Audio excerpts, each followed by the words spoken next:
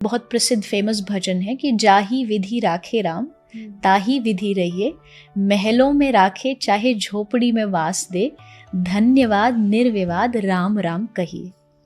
मतलब ये जीवन का सबसे बड़ा जीवन में शांति देने वाला शब्द है कि जाही विधि राखे राम ताही विधि रहिए। मेरी डिज़ायर पूरी हो गई तो भी उसकी मर्जी, और अगर नहीं हुई तो उसकी इच्छा। मतलब मुझे पता है कि इसमें भी कहीं ना कहीं मेरा कुछ ना कुछ अच्छा छुपा होगा। ये फील आते ही आप थोड़ा सा, आपका जो बर्डन है कंधे पर वो कम हो जाता है। आप स्ट्रेस को थोड़ा सा कम महसूस करते हैं क्योंकि अब आपकी इच्छाओं को आपने थोड़ा सा कंट्रोल कर लिया। आई नो इच्छा मारी नहीं जा सकती, इस संसार में जो पैदा हुआ है अपने आप आएगा ही। और बहुत सारे लोग हमें ये भी कहते हुए सुनते हैं कि कभी भी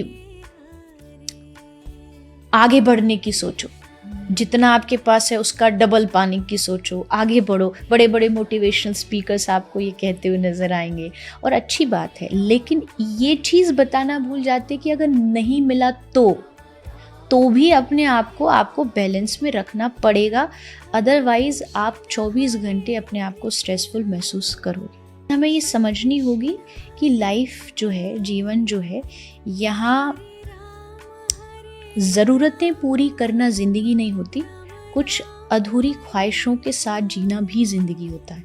सब कुछ मिल जाना ही ज़िंदगी नहीं है। कुछ चीज़ें छूटेंगी तो उनको पाने के लिए आदमी मेहनत करेगा, आगे बढ़ेगा, कोशिश करेगा।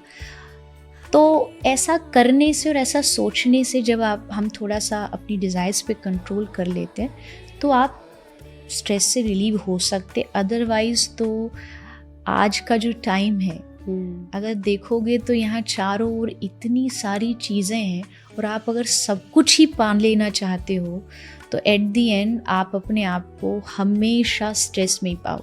जीवन जो है, लाइफ जो है, वो बहुत लाइट है, बट उसको हम अपनी डिज़ायर से हैवी बना देते, इतना हैवी बना देते हैं कि फिर हमारे खुद के कंधे थक जाते हैं उस बर्डन को ले जाते तो थोड़ा लूज छोड़ दो।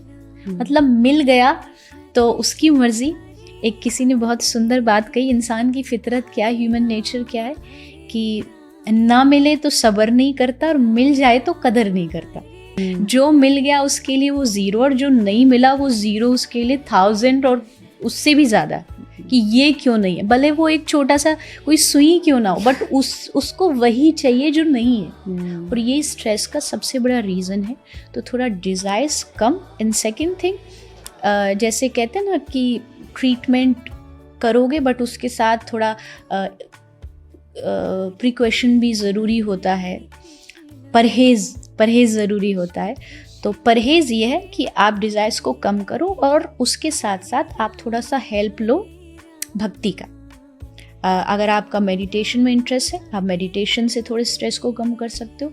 आपका चैंटिंग में इंटरेस्ट है, आप चैंट करिए। आपका संगीत, म्यूज़िक में इंटरेस्ट है तो आप कोई भी स्पिरिचुअल जो म्यूज़िक है उससे अपने आप को थोड़ा सा हेल्प कर सकते हो स्ट्रेस को कम करने के लिए। अक्सर मैंने देखा है, क्योंकि मैं तो अध्यात्म से जुड़ी हूँ, लाखों लोग आते हैं, मोस्टली थैंकफुल नेचर की जगह हमेशा उनके मन में भगवान के लिए शिकायतें होती है। मतलब बहुत सारी शिकायतें, ये ऐसा नहीं है, वैसा नहीं है।